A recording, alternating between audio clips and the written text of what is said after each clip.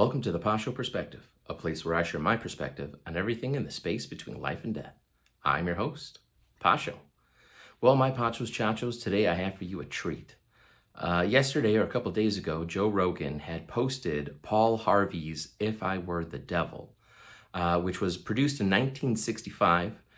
For those of you who don't know, Paul Harvey was a journalist, and he made a couple of predictions that I think you will find very interesting and, ironically, like my last podcast on the Jaffe Report, again, made in the 1960s. It's almost like they knew something was coming into America, or should I say, they knew something wicked this way comes. So I'm going to put in the link a YouTube video where you can actually hear, because it's more of a recording and audio than it is a visual. And you can hear the entire thing read, but for today's purposes, I am going to break it down. And that's why this episode is titled The Gross Reality of If I Were the Devil. So to begin, it starts.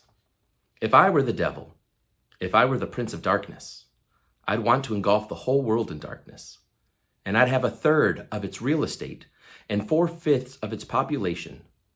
But I wouldn't be happy until I had seized the ripest apple on the tree. Now, before I continue on, I did a little research, if you don't mind, and turns out that 44% of single home families are being bought out by hedge fund companies. And it's amazing that if you go to Google, there's 2 pages worth of material to dismiss it as some sort of conspiracy theory. However, I have a question of my own. If it is a conspiracy theory, then why last year did Representative Adam Smith, Democrat of Washington, and Senator Jeffrey Merkley, Democrat of Oregon, introduce the End Hedge Fund Control of American Homes Act of 2023? Kind of seems like it is a real thing, and everyone knows, and of course Google and all of the liberal media is going to try to protect their master, BlackRock, but they are buying up a bunch of housing in order to skyrocket the price of homes. If you've ever tried to buy a house, you know within the last 3 years, it has gone up dramatically. When I was a landlord of a condominium that I owned when I met my wife and we moved into a home, the rent went up dramatically. And that's why we sold it, because, we didn't want to be those kinds of people who always had to tell our tenants who were friends of ours that it needs to keep going in order for fair value, market value and all that stuff. And so it also increases the amount of rent, as I have already kind of hinted at. And it kind of reminds me of the 2016 World Economics Forum in Davos, where a person said, "You will own nothing and like it." Continuing on.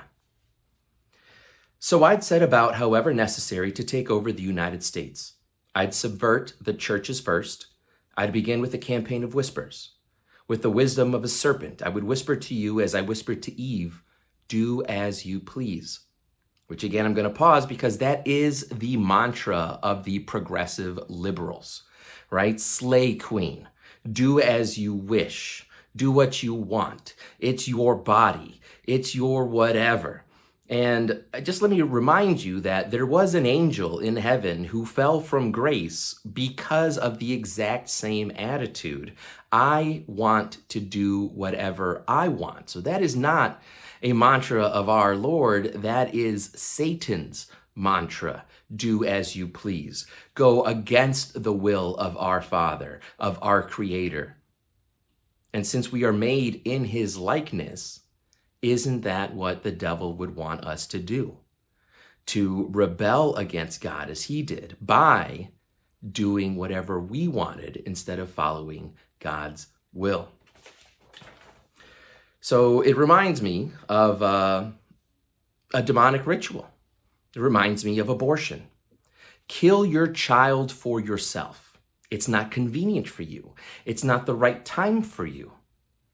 And so, as opposed to what my Father, our God above, says, to sacrifice yourself for your family, or more importantly, to sacrifice yourself for him as he did for us when he sent down his only begotten Son to die on a cross to give us salvation, society is pushing the devil's mantra. Do whatever you want. Screw your neighbor, screw anybody else, and certainly forget about the Lord above. Next paragraph. To the young, I would whisper that the Bible is a myth. I would convince them that man created God instead of the other way around.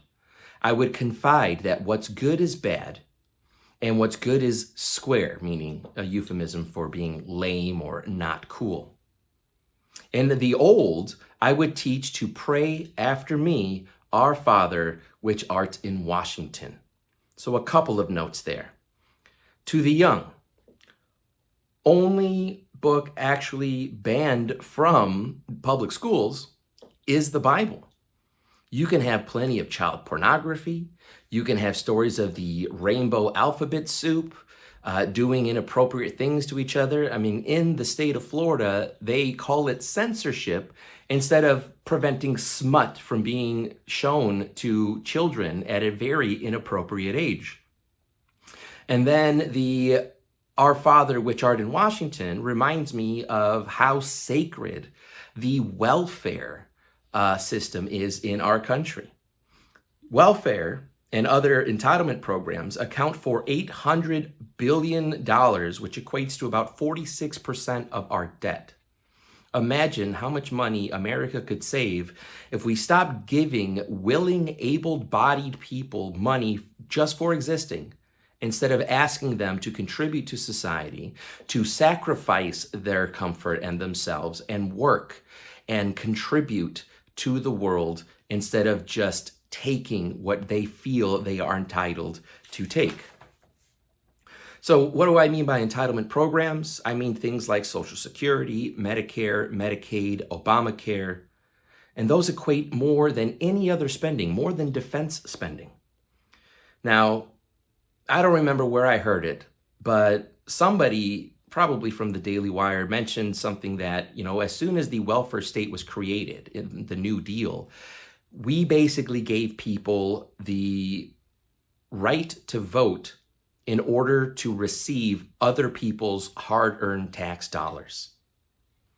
And there are articles, if you look it up, although again, you're gonna have to go digging to like the third or fourth page, where they even admit that people vote against their own beliefs and values specifically to maintain and receive the welfare checks that they have grown so accustomed to use. It reminds me of the quote from The Matrix when Morpheus tells Neo, there are some people plugged in and so inured in the system that they would be willing to fight to preserve it. And who can blame them, right? Who wants to go work when everything has been given to you, everything has been paid for, you get to sit on your couch and smoke pot and do whatever it is that you want to do. And then, these people, they're not dumb, they're ambitious. And so they will lie to the government on the forms, receive our hard-earned tax dollars, and then start another side business where they get only cash, don't pay any taxes, and get to drive Land Rovers, Mercedes, and BMWs, and swipe as they step out of those vehicles in the parking lot of a grocery store their food stamp card so that we, the American people and the taxpayer, are footing that bill. Illegals are receiving taxpayer dollars. 3 out of 5 illegal aliens who break into this country, which now I believe there's over 5 million since Joe Biden has taken over the country, are all receiving taxpayer dollars. Now, it is true that they do not receive welfare checks, but they still get it through other public services such as schooling, health.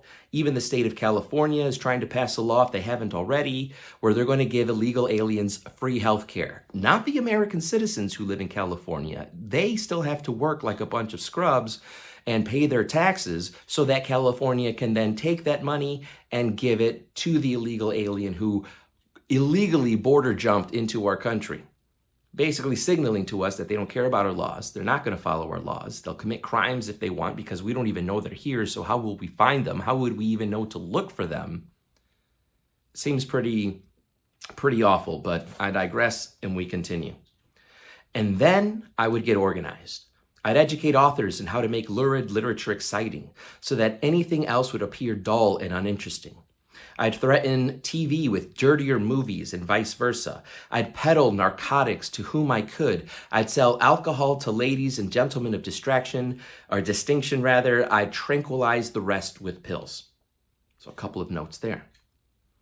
The lurid literature would be things like Lawn Boy, where there are graphic images of boys sucking on other boys, or the book Flamer, or the book Genderqueer, which are all perverted alphabet soup rainbow propaganda to manipulate and corrupt and pervert and indoctrinate our children to follow those things. And again, going back to the Jaffe memo, in an attempt to control the human population, because the less amount of people there exists, the easier it is to corral and control. The more people there are, the more likely to rebel, the less able the government is to control them because there's so many.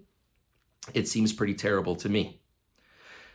And then going to the peddling of narcotics, I recently just looked this up. Over 241,000 pounds of fentanyl has been brought into our country. And fentanyl is not the only problem. There's also a new drug in Pennsylvania called Trank, which makes everybody walk around like zombies, which seems pretty nuts. Continuing on. Oh wait, I have some notes on that. So, pill popping, right? How bad is it in the United States?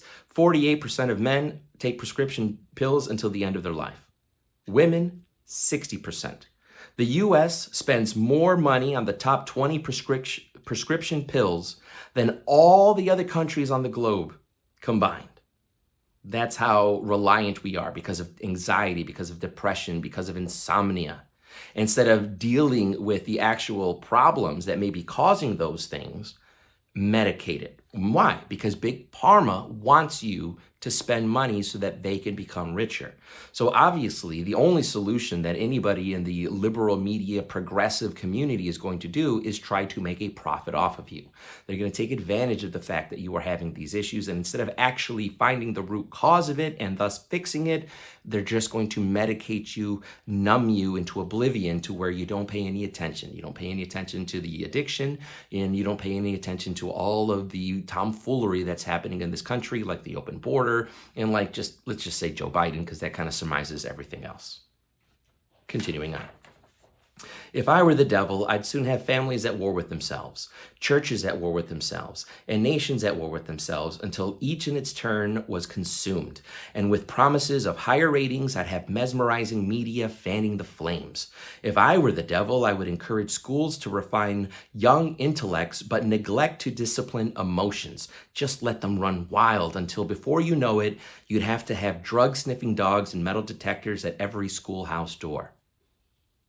It's no coincidence that most of the school shootings and awful mass murders that have happened over the last couple of years under Joe Biden's administration all identify as trans.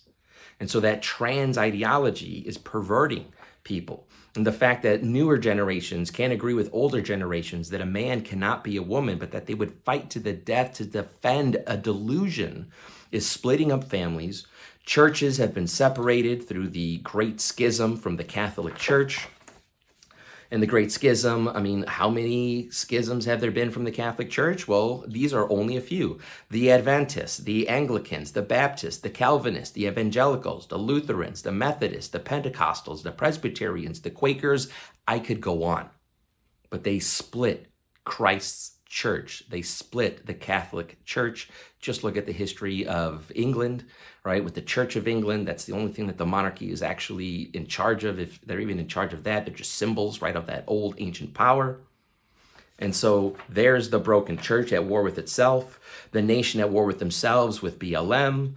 Look at Spain, look at Germany, where the people are rising. They're finally starting to see and rising against the socialist agendas of their countries. Continuing on. Within a decade, I'd have prisons overflowing. That should be obvious. I'd have judges promoting pornography. Soon, I could evict God from the courthouse, then from the schoolhouse, and then from the House of Congress. And in his own churches, I would substitute psychology for religion and deify science. I would lure priests and pastors into misusing boys and girls and church money. If I were the devil, I'd make the symbols of Easter an egg and the symbols of Christmas a bottle, or some fat guy in a suit representing consumerism. So let's break that down. Deifying science is the whole trans ideology. It's critical race theory. It's the 1619 Project. Judges promoting pornography. Ketanji Brown Jackson, who is a woman and a mother, couldn't even define what a woman was, and this woman sits on the highest court in the country. And more on Ketanji. She is known, and she was criticized during the interview process, for cutting the sentence in half for people who violated child pornography laws. She contended that because it is easier to access pornography, the punishment towards these sex criminals should be then reduced. Oof, is all I can say about that. Going then to luring priests and pastors, we have a couple examples already in the news. Father Rodolfo Martinez Guevara, who, let me read my notes here, is from Fairfax, Virginia. He is a member now of the school board. He was sworn in. Oh, wait, no, I'm sorry. I'm jumping here. He had 600 images of children sex abuse, 600 images of child sex abuse material. Some of those children were under the age of 12, right? Again, going back to Father Rodolfo. There was another priest, so-called, from the Pennsylvania School Board. Or no. Again, I'm sorry, I have my notes a little outnumbered here. There's a Venetian priest, James T. Beagle of St. Louis, Missouri, who was found, he's a retired priest, who was found of having 6,000 pictures of, again, child sex abuse materials. He made 2 PowerPoints that apparently he was updating constantly. All right. So now let's get to those other names that I was talking about. We have in Congress already a couple of members, or not in Congress, but the school board members that I was talking about, who were not sworn in on the Bible, thus killing God, but were instead sworn in on stacks of pornography. So now Carl Frisch from Fairfax, Virginia, who I was talking about, is now a member of the school board. I think he's a vice chair even. He's risen to such extent. Was sworn in on 5 LGBT books. The one where a boy sucks on another boy, the Lawn Boy book, was one of those books in that stack. And then, again, a Democratic school board member in Central Bucks County, Pennsylvania, Karen Smith, who also was sworn in on a stack of LGBTQ perverted graphic novel books as well. So, continuing on. If I were the devil, I'd take from those who have and give to those who want until I had killed the incentives of the ambitious. Sounds like welfare and socialism to me. Karl Marx was quoted as saying, from each according to ability, to each according to their need, which just so happens that I'm pretty familiar with Ayn Rand's Atlas Shrugged. I read the book and listened to it while I was reading last year. And it really reminds me of chapter 10, where the main character goes and looks for a character known as John Galt. And all these people are always asking, who is John Galt? And so she wanted to know. And so I hope you don't mind, but I went to the internet, and I don't want to read the whole chapter, but I found a synopsis from Cliff Notes, and I think you will find this to be very interesting. Again, this is chapter 10 from Ayn Rand's Atlas Shrugged. It reads, the story that the hobo tells about the 20th century motor company is important for several reasons. First, Rand uses it to demonstrate the consequences of communism in practice. The primary question raised by a communist system is how an individual's needs can be determined. If a group permits each individual to determine his or her own needs, the group faces the daunting task of having to satisfy every person's desire. The problem is not necessarily that people are unscrupulous. The problem is that in such a case, there is no way to achieve objectivity. Does a man need a car or merely desire it? Does a woman require her house to be painted, or is a new coat of paint desirable but non-essential? Does a man need those books or musical recordings that he loves, which add so much meaning to his life? Who should answer such questions, and by what standard could they judge? Questions of need cannot be answered objectively. Need is a vague and undefinable term in this context. At the 20th Century Motor Company, the group voted to decide the needs of each individual, just as the group decided to the projected output of each worker based on ability. As a result, each individual was enslaved to the group. His income was determined by his ability to beg rather than by his productive effort. No worker could feel the pride that comes from earning money as a direct result of hard work. When income is severed from production, incentives necessarily wanes and productivity declines. When the factory's output dropped, the group determined that some people were not working in accordance with their ability. The group sentenced those people to work overtime without pay, of course, because income is based on need. Not surprisingly, the employees soon started to hate each other and to hide all signs of ability. And as a logical consequence, declining production condemned the factory to bankruptcy. Rand indicates that the worst evil of this communist ideal is that it rewards misery and punishes virtue. It ties a man's income to the number and severity of misfortunes that he and his family experience. It turns his productive ability into a curse, condemning him to ceaselessly toil for the satisfaction of his neighbors' unending desires. The more ability an individual shows, the more he is sentenced to unremitting slavery for the needy with no gain for his effort. Rand insists that this is the antithesis of a proper moral code, which celebrates the creation of abundance and rewards it by tying income directly to production. Man's life on earth is made possible by virtue of his productivity, not his suffering. Justice and the ability to live successfully require that a productive ability be the standard of determining a man's income, not his needs or pain. And just on a side note, it really makes me think about Alaskan Airline. Are they a victim of this type of mentality? Is the reason that the plane fell apart, to which they had warning signals 3 times prior to when the side of the airplane blew out, because they don't have enough skilled workers? Because instead they would rather hire under the DEI guys and try to make everything diversity, equity, and inclusion instead of who is most right for this job?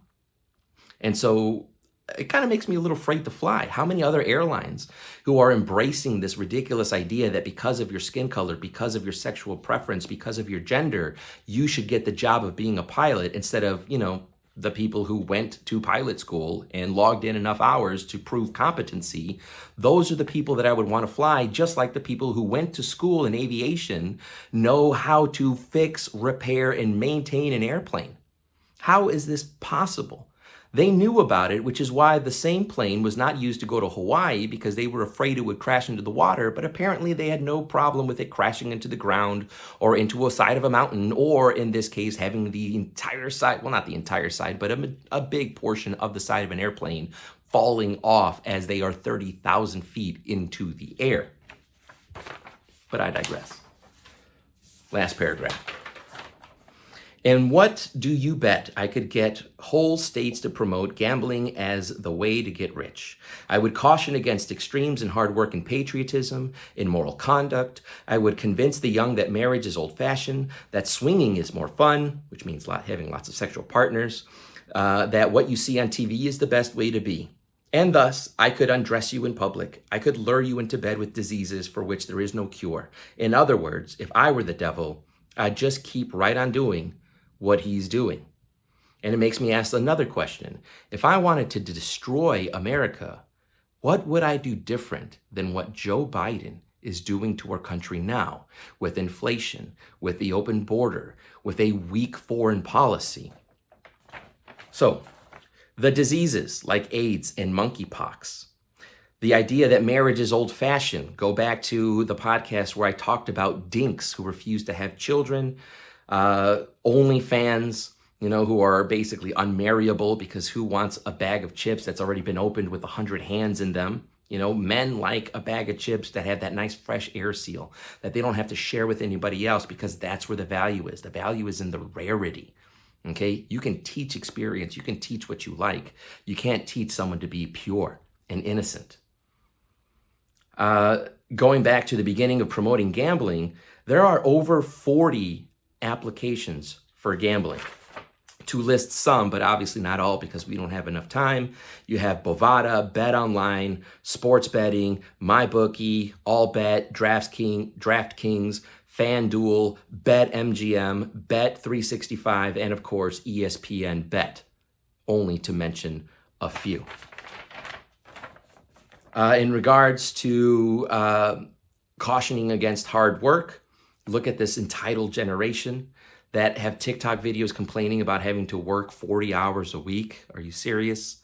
Although I can understand, that even working 40 hours a week because of Joe Biden's policy and inflation and that your money means nothing, you really can't afford a home. No wonder you can't move out of the house until you're in your 30s, until you have established a certain degree, a certain level at your job to where you would be making more money.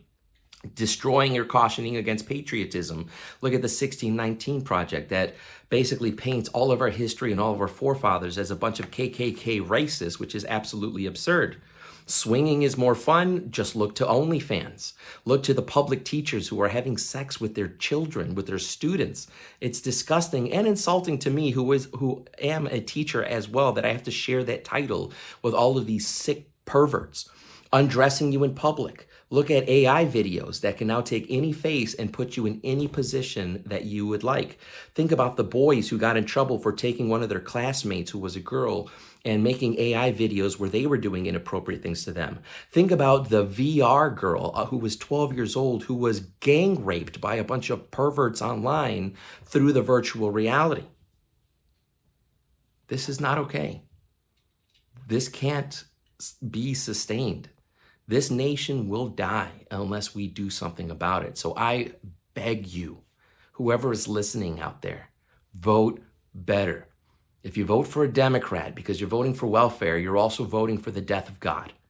You're voting for the hunting down of Catholics and patriot Americans. You are disrespecting homeless veterans by replacing them with illegal aliens.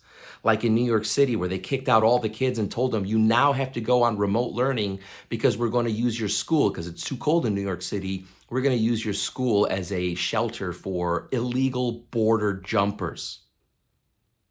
There is something wrong in the state of Denmark.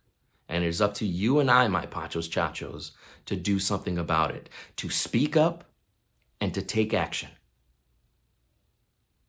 I hope you have a wonderful week. God bless you. I'll talk to you then. Bye-bye.